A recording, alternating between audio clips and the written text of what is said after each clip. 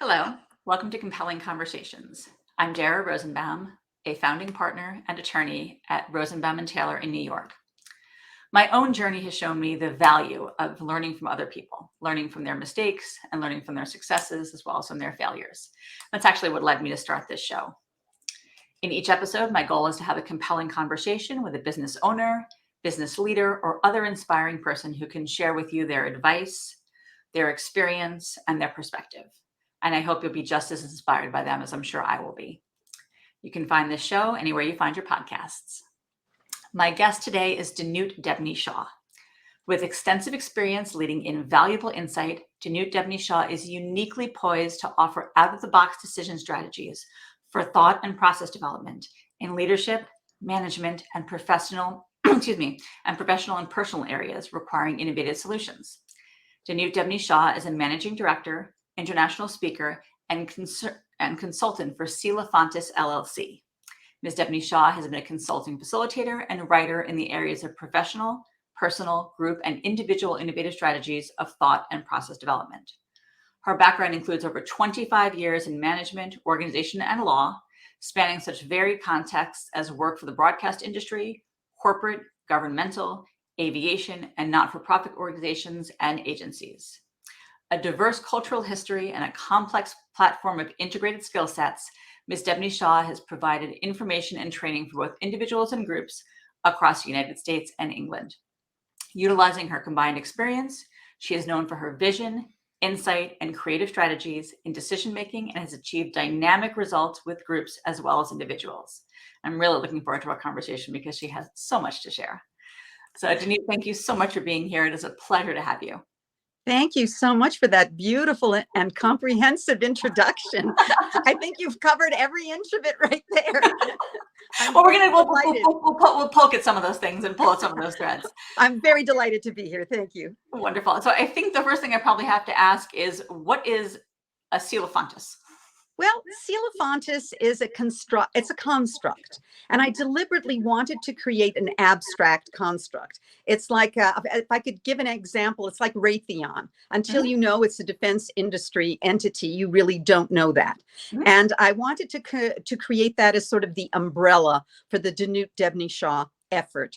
And I wanted to create that separation. And that's why I came up with that name. It just sort of came to me. So it's not part of one word and part of another word. It's just sort of a construct you came up with. Yes, exactly. It just came to me, and I thought, okay, I want to create this abstraction, and therefore I did. So okay, a lot more abstract than Rosenbaum and Taylor. No, but that has a ring, a beautiful rhythm to it. So nothing wrong there. And we didn't have that many choices. So what does CelaPhontus do? Well, actually, it's different things to different people, if I were to put it that way. It all depends on the challenges that are presented by the potential client. At this point in time in life, I'm actually doing a lot more writing. I have my book out, How the Tin Man Found His Brain, which touches upon sort of my own background. It's a little bit autobiographical. It goes through vignettes of different kinds in essays and commentaries. And brings forward a lot of the type of effort that I bring forward, which is a very specific paradigm. And this is the crux of it. After, having all of this background, and it is almost closer to 30 years, but 25 sounds better. It doesn't sound like I've been around that long. It's given me an opportunity to see a great deal.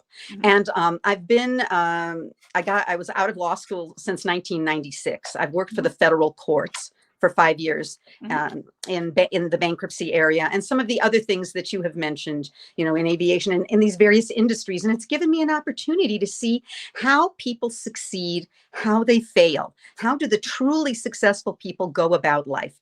And I have learned personally by working with them, for them, around them, that they do it by engaging a strong subjectivity first. Okay. And then going into the rational, and then the creative, if that should be appropriate. And that's the paradigm I work from in this effort that I make. And I work with individuals. I can work with groups. I can work with companies. For example, I did a seminar for our municipal judges and trustees in a particular state. And we discuss negotiations and negotiations in the broader sense and the vision and envisioning of negotiations. So that's an example. Okay. And what does it mean to engage a strong subjectivity?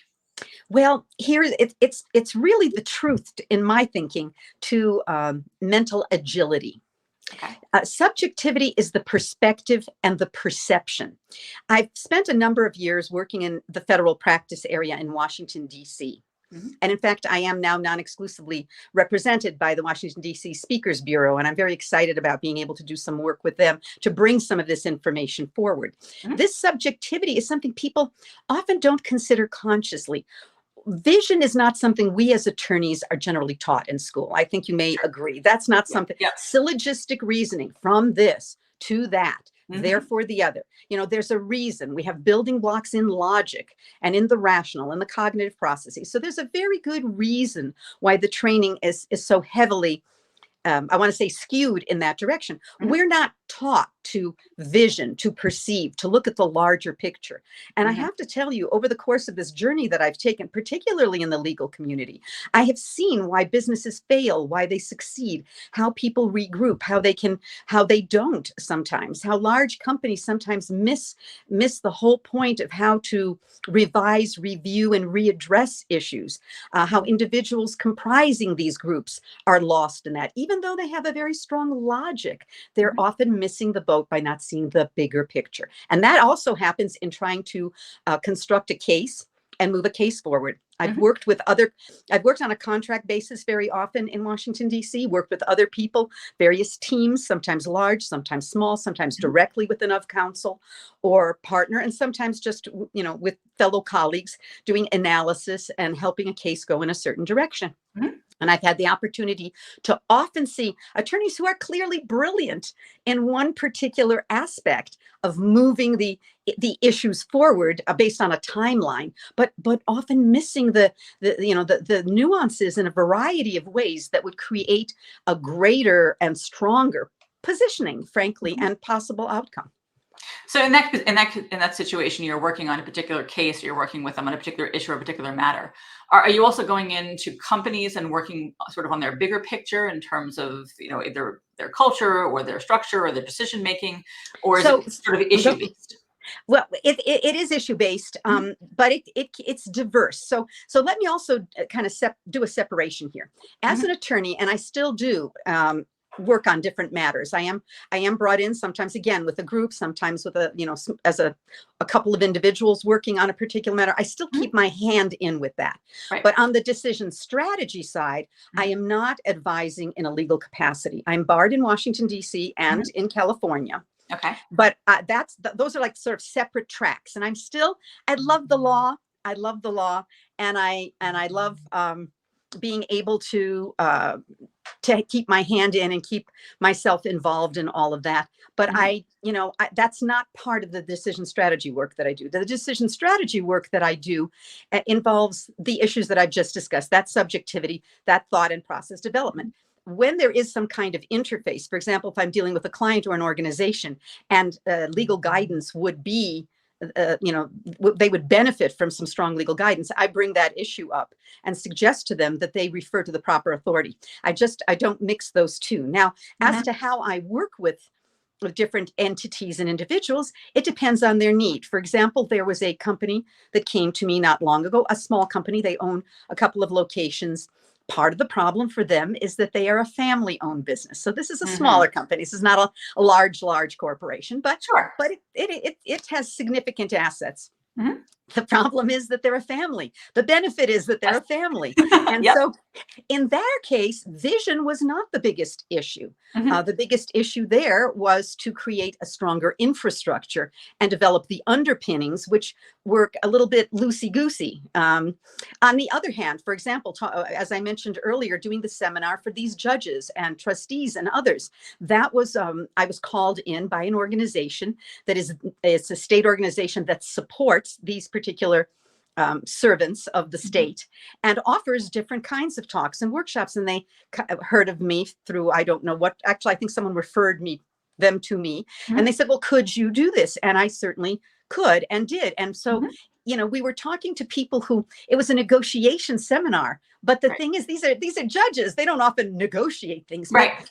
but the reason that this was so fertile and fruitful for them is because it Mhm. changed their perspective to the balances, to look more at the balances. Because in fact, one of them said to me, "Hey, for me, it's my way or the highway." And everybody Mhm. else kind of laughed and rolled their eyes. And yeah, that's Right. a typical judge's view for you, my way or the highway. Certainly some of them. Yep. Yes, yeah. I mean, we've all run across them, Oh and yeah. I think he was only half joking. I think he really did pretty much employ that. But the Yeah. truth is, there's still in that justice aspect and the justice system, there Mhm. still have to be some balances and some satisfactions. Sure, not everybody comes away really happy, depending whether this is civil or criminal or what we're talking about. But the truth is that a kind of balance and equity must be served if you are a judge, and this is what we were discussing in terms of negotiation. Mhm. So I hope those examples are kind of helpful in their diversity. Absolutely, absolutely. So you said that when you work with a company or an individual, it sort of is very flexible based on their needs. What kind of needs does a person or a group or a company have that makes them say that that you're the kind of person that they should speak to? Well, frequently it is that kind of unknown subjective element. I'll give you an example. Mhm. I had one woman come to me. Now, this has nothing to do with law. This is business, and she heads a group of. It's a team, and they're all financial services people, Mhm. and they're very concrete thinkers, and they're very in the box in their thinking. And again, of necessity, you need that element. Now, she herself is a visionary, which is interesting because she's Mhm. working, supervising these people, running this team. And it was driving her crazy because they were denying certain approvals based on very, very limited constructs in their Mhm. own thinking and vision, because they figured, we got this box, we're applying the box, it doesn't fit exactly in the box, therefore, boom, it's out. And she's Okay. saying, no, no, no, no, you have to be able to take a broader view. So Mhm. because she did not have, we didn't have the time, and I don't think she had the funding to be able to do, for example, a few, let's say 6 small seminar sessions or workshops over the course of time to help them develop a different perspective on this. This she did not have time for. So what did we do instead? I worked with her on moving their box. It was Mhm. a more, I want to say, quick and dirty solution, but it was helpful in the immediate, so that they Okay. still felt that they had a construct to work with, because they're more comfortable with that as a Mhm. team. And they weren't that way. She wouldn't be driving them so crazy and trying to get them to look beyond these very narrow confines or protocols or whatever, whatever the case may be. Right. And they still felt that they were adhering to this box. So we Okay. worked a little on what that construct would be. So that's an example. When you go into a group, and you mentioned these financial advisors, and obviously it feels to me that if you'd gone to and done a seminar with them, you might have encountered resistance, but obviously working with her, you probably didn't. Are there times when you go into a group or a company and you get, immediate pushback because people you're really not accepting or not understanding of the perspective you're trying to give them? That's a very good question. Interestingly enough, and this goes back to my experience working with this visionary perspective of my own. Mhm. And it's something attorneys really need to learn to do. Many are very good at it, some Mhm. are not. And that is reading the situation, Mhm. reading the people involved, and being able to perceive. And same thing happens in negotiations. When I was doing international negotiations, work for that Mhm. airline, you had to be able to read the people you were working with and sense the tension, feel the little perspiration drops showing up, Yeah. see what's creating pressure. Mhm. So if you are sensing a certain kind of resistance, you simply turn the kaleidoscope on the individuals or on the situation. Mhm. And you bring them back to something that they are familiar with and they are comfortable with, and then unfold again. I can't, we'd have to come up with sort of a particular case. Now, speaking of financial services officers, I did a similar event, 165 state financial service officers in a ballroom, 3-hour workshop. They were in circular tables, they had a mic per table so that they could report in. I would speak, I would unfold unfold, and I would give them scenarios and situations. And that's often very comforting and comfortable for Mhm. people who are used to scenarios and situations. Mhm. And what we did, because the teams were mixed up between management and staff, it was fascinating because many of them had not had the opportunity to have this nature of interaction. So now the boss could have an aha moment sometimes about what the staff is going through. And then the staff could get his perspective in an unguarded, unprotected context. And sometimes at work, it must be guarded and protected. Right. So Right. this gave everybody a greater fluidity, and Mhm. yet a comfort zone of dealing with what they already understand. Now, are they getting, when you said they're getting a scenario, are they getting a problem to work through or an issue to work through or something to solve? What is it? What kind of things are you giving them?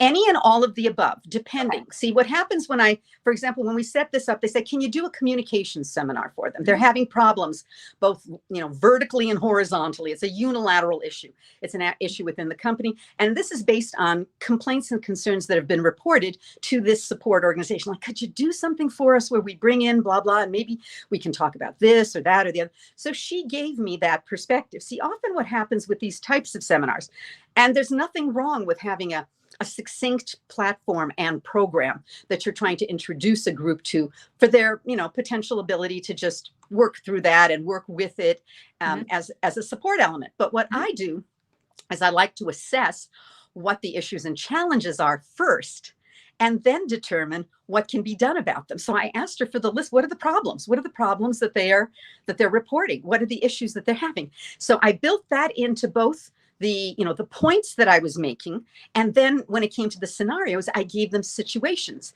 and sometimes I gave them things to act out or ask each other.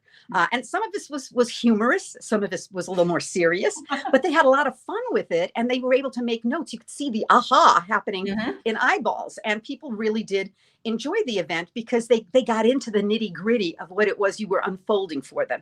So Mhm. I tailor it. It's not people say, oh, it's not an awful lot of work for each event. No, it really isn't, because I'm drawing upon uh, examples and kind of issues that recur. They recur in different contexts Mhm. in different ways. So you tailor it to whatever the client needs. Now, on a personal level, for example, a woman was referred to me who was with the International Press Corps in Washington, D.C. And Mhm. she was having challenges in determining some of the steps that she wanted to take professionally. And so Mhm. we were discussing the challenges. We were discussing the personalities and characters of those involved around her, what kind of strategies might work in this way or that way. You want to take as broad an amount of consideration before you take action if it's something sensitive or something that will be consequential. Mhm. And since these discussions she was planning to have could potentially be very consequential, we had to tread gently with that. So I never tell people what to do in these contexts, but I Mhm. bring up perhaps issues and challenges they're not seeing, or suggesting opportunities that they're also not noticing, and then determining what options there are to make the path as smooth as possible. I had one client who was being kicked to the curb by a couple of different people at her work. And she came to talk to me about this issue in distress about what to do and what direction to go. She still Mhm. had to make all of the choices. We just discussed the options, and there were more options than she realized. And Mhm. she wasn't sure she had the courage. See, this is something I talk about in my book, self-trust, building that subjectivity and that self-trust, which incidentally, this client has done over the years. I met her in 2010. She now has a permanent position with the federal government, and she's moved on in her personal life. She's done all of that. I Mhm. haven't done that, but it was part and parcel of these intermittent conversations that we would have about her challenges and opportunities, what she could do about them. And this particular woman, unlike many of us when we chicken out on what we know we need to do, Mhm. she Yeah. just rolled up her sleeves and did it, Mhm. and therefore changed her whole life. And I can't take credit for that. I mentioned her in my book. It was a phenomenal case of success, but it was also a case where someone was willing to look at something differently, Mhm. take on some opportunities, not jumping off of a building and thinking you can fly. It wasn't that sort of thing. These were all reasonable choices to be Right. making, Right. right? Yeah. And yet it took some courage because they weren't necessarily in her comfort zone. And Mhm. yet, if she was going to stay where, you keep doing what you do, you're going to keep getting what you've gotten. Right. You Right. have to start making some changes, and she did it. So that's an example of a personal.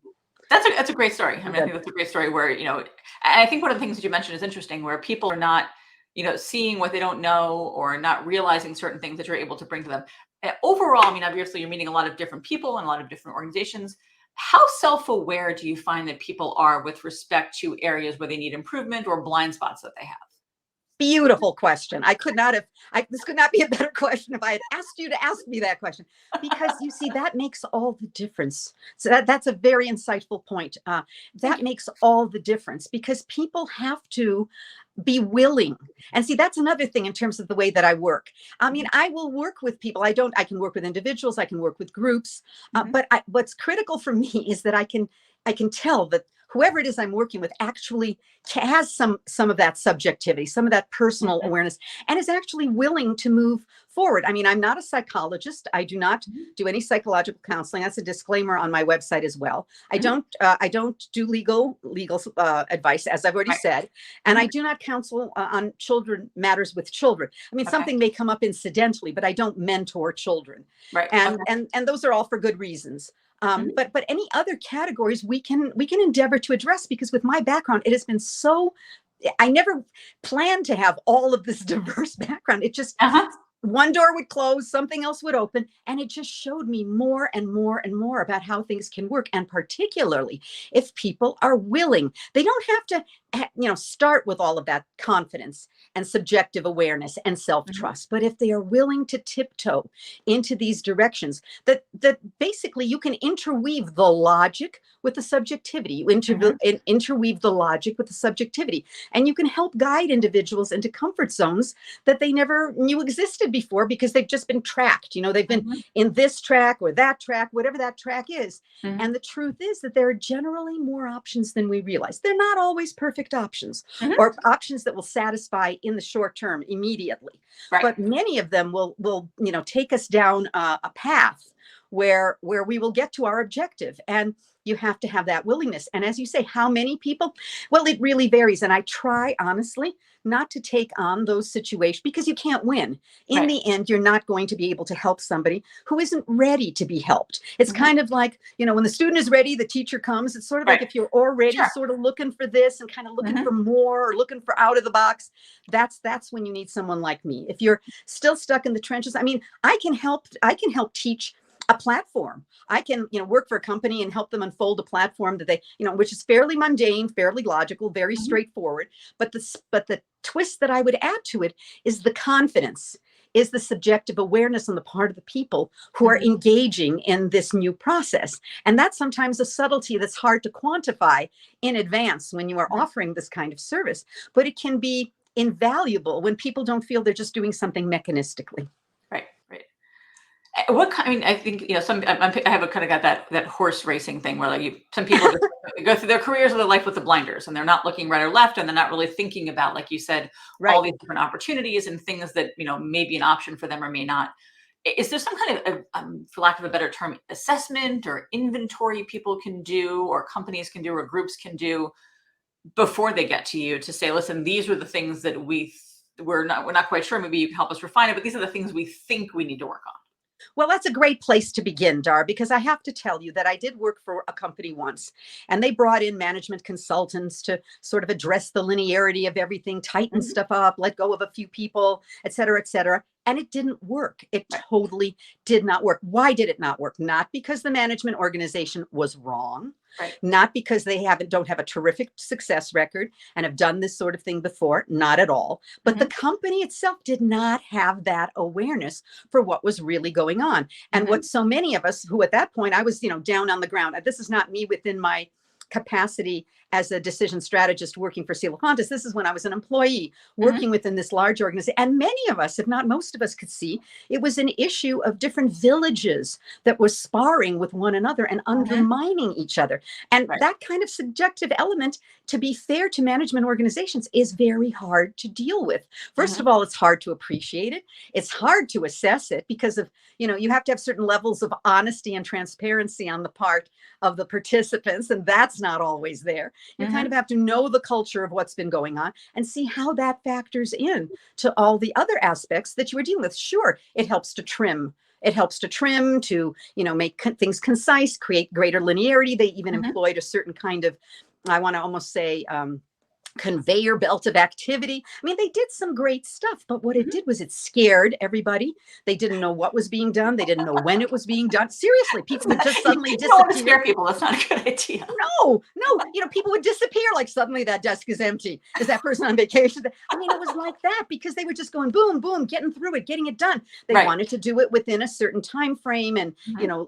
and limit how, but they weren't being transparent. And of course you can only be so transparent, but they Right. weren't doing much of anything there. And then what they did was they got rid of people who had all of the expertise and the historical cultural knowledge of this activity. They got rid of them because they were too highly paid. They put in new hotshot young people who nonetheless didn't know anything about what was going on. Mhm. And then so this whole conveyor belt didn't work because there were these snags all along the way. The whole thing just stumbled and crumbled. So without some aspect, and I can, I'm not trying to blame this management organization entirely, because first of all, you have to start with a company that Right. sort of knows what it's about. There should have been some understanding. Somebody at some level should have either been able to report this to higher management. Higher management should have wanted to take a closer look. I don't know what they did or didn't do, Right. but in the end, they didn't have the awareness they needed to provide information to this organization. And I don't know if the organization was equipped to deal with that level of subjectivity. Right. And you might have needed to have, I don't know, you might have needed to have some groups, some consultations done with the groups, some trainings of a different sort. Give these Mhm. people an example of interactions, have them feel more comfortable with each other, more collaborative, Right. departmentally within this division that was struggling so badly. But that didn't happen. Nobody addressed it that way. So it was a shame because in the end, it was not a success. Mhm. And there was nothing that could be done for it. So it's an example of how you can sort of see the whole forest, try to address the forest, but the Mhm. trees are absolutely, lost. They're lost. Right. And in the end, if the trees fall, then how much of a forest do you have? Right. Fair point. I think it's something that I've noticed in my own life. I'm part of a CEO advisory group at Vistage, and I have, people, Mhm, and, some people bring an issue to the table of 15, 16 of us and say, well, this is what's going on with my mhm. company and this is my issue. And after a couple rounds of questions, the question is always asked, well, was that really your issue? And, maybe the issue was Oop, different. Maybe the issue was something else. Maybe it was, something that you just weren't seeing. You thought you had a manufacturing problem when really you had a people problem. Or absolutely. you weren't communicating something in a certain way, which was leading to, people being really concerned about their jobs. And Right. I think there's a lot of that perspective that people can get when an outside consultant like you comes in and can kind of give them an assessment of, listen, these are the things you don't realize are going on. Well, and also you can be, it's not that you're the bad guy. You're not trying to be the bad guy, Of course but not. Yeah. you're a different influence in there. Mhm. You can work to facilitate, to assist. You can't guarantee the team on the bottom, because you got the team down here and you got the leadership up there. And there's Right. often this gulf. That's what you're talking about, is Mhm. this gulf of understanding. And, it's very funny because I was just seeing something on Instagram. It was a clip about somebody recommending that all upper management should be put in the trenches to learn what's going on, to see Mhm. what's going on. It's not an easy problem to solve. And it's throughout all the corporations, all of Sure. anything that's a large organization will have some of these factors. But the Mhm. point is, when you start to see things going off the rails, that's the time to try to kind of get your ear down on what's happening and take a closer look, because as it continues, it then spirals into a much bigger and more, it's almost like it becomes a matrix of problems. And that's Right. when it starts to be difficult to untangle what's the technical issue from the procedural issue, from the interpersonal issue, to the individual subjective issue. Do you have a couple people who are creating a problem and nobody's willing to point to them? Right.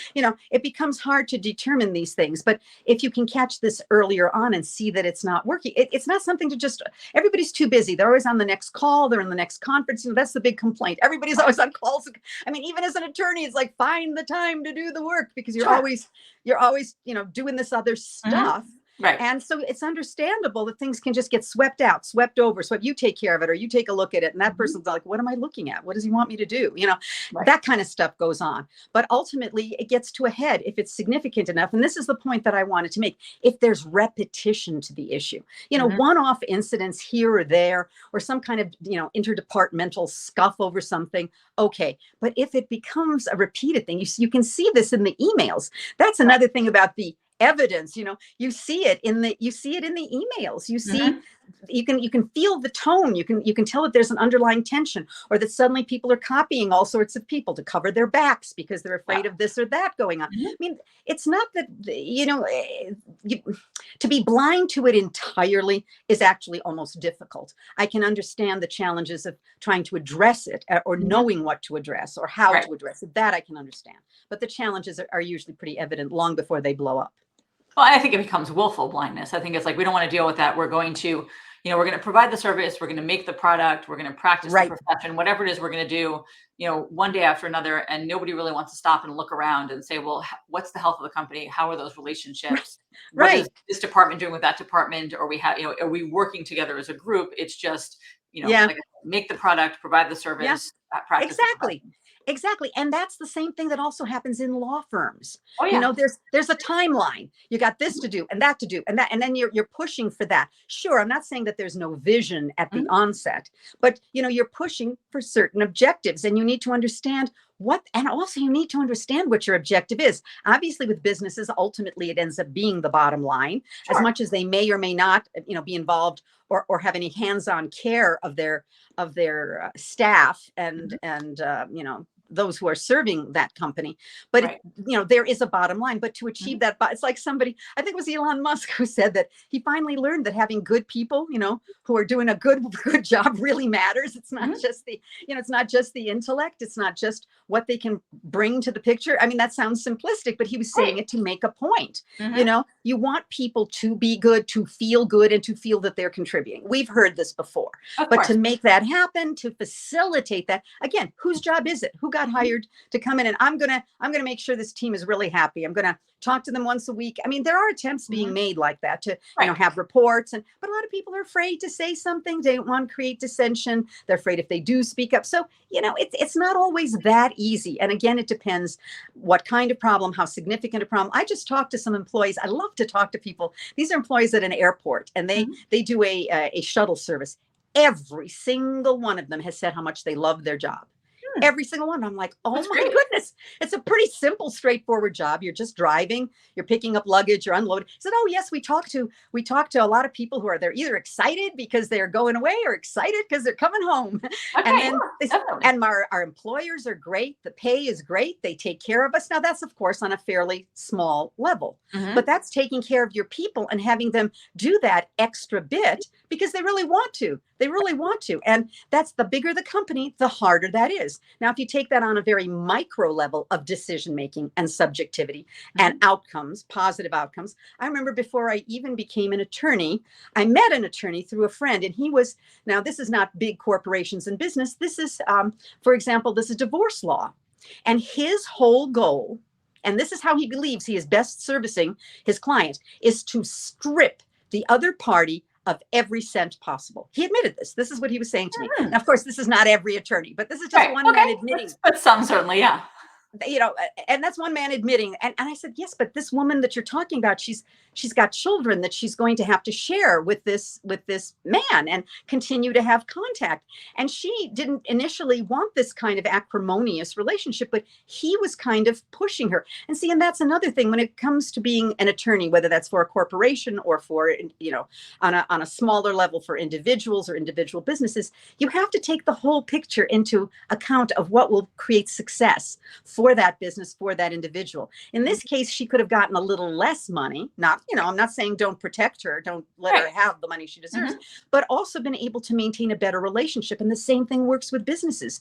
When you're trying to negotiate settlements, for example, and try to come up with something that really will be relatively win-win. And if you can Mhm. start to work on people sort of under their radar Right. into their subjectivity, Mhm. unless they are so completely myopic, so completely callous, so Right. completely singularly driven, they Mhm. will come around and see, particularly if it appears you're honoring both sides. Yep. So when everyone feels honored, then they feel better about all of it. They just do. It's hard not to.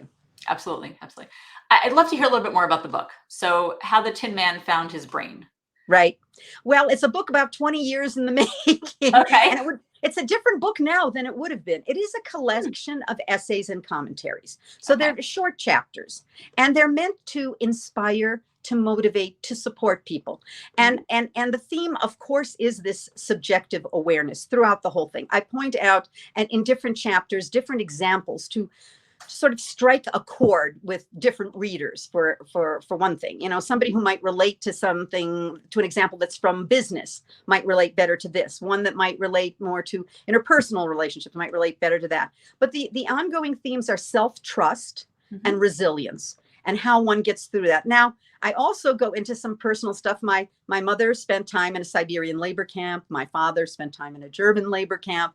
Not that others have not grown up in these kinds of situations, but those are pretty dramatic. And I point to some of their success stories, just topically, just a little bit, because otherwise it'd be a 4,000-page book. In fact, I'm working on another book about my grandmother's story arc. She went through the Russian Revolution, the First World War, the Second World War, Siberia, the Middle East, and came to the United States. So will she find her happy ending?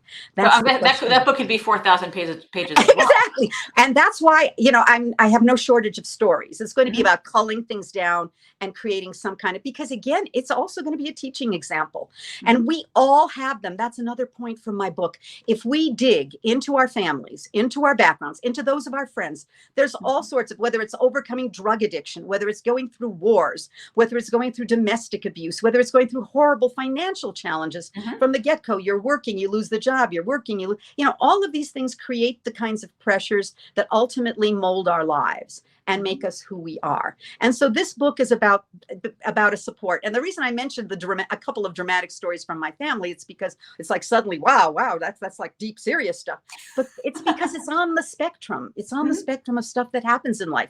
We don't think of it every day, but now we've got wars. We've always got wars somewhere on this planet. There are people who are going through all sorts of things, and we can't overwhelm ourselves with all of those stories, but we do need to be mindful, and we do need to be grateful, and we do need to know that we have the power to get through what it is we need to get through, whether that's professional or personal. We really, really do. Will it all work out beautifully? Will it all always be a success? Well, it wouldn't be life if it was always perfect. But the point is that if you're working with self-trust, if you're making the best decisions that you can in each moment, along the way, there's nothing to look back and regret. You could say, oh yeah, I could have taken this, I should have. Well, if you really could have, you would have. You were not in the position to do that. So why flagellate yourself over that? What you can learn from what didn't work, you pick it up, you move it forward. And there are many speakers who talk about this kind of thing. But in my book, it's not so much any preaching as it simply is giving people examples and giving them, stories that they can relate to and connect with. And that's what the book is about. It sounds like there's so much learning in that book. That sounds wonderful. I got to pick that one up. So, Danute, before we end, what I always like to ask everybody is, what is one thing that you learned along the way that you wish you'd known earlier? Just how powerful we all as individuals are. We don't give ourselves, and I mean everybody, that's not just my own sense of power, but we all have tremendous power. And those powers, there's a lot there I could talk about, but the power of choice and decision making is core to all of that. And we do have what it takes to be able to make those decisions and to move our lives forward. That is really the most important thing. I always kind of felt that was the case, but as I moved forward, it built strength in that conviction. It is a conviction, and it is something that I truly proselytize, because everyone out there has the power to accomplish a great deal more than we give ourselves credit for, and we give ourselves a chance to do. Well, those are wonderful words of inspiration. Thank you for that. And tell us people how they can find you, where they can look, where they can get in touch with you. Well, you can find me on LinkedIn, Facebook, on Instagram under CelaPhontus, CelaPhontus, CelaPhontus. You can also find me through my name, Danute Debney Shaw. I have a website, which is also called CelaPhontus, and I'll spell it again, CelaPhontus, and I'll be happy to engage. Sounds wonderful. Well, thank you for all that you've shared. This has been really interesting, and obviously a lot of food for thought in there. So thank you so much for being here. Thank you for having me. I've loved it. My pleasure.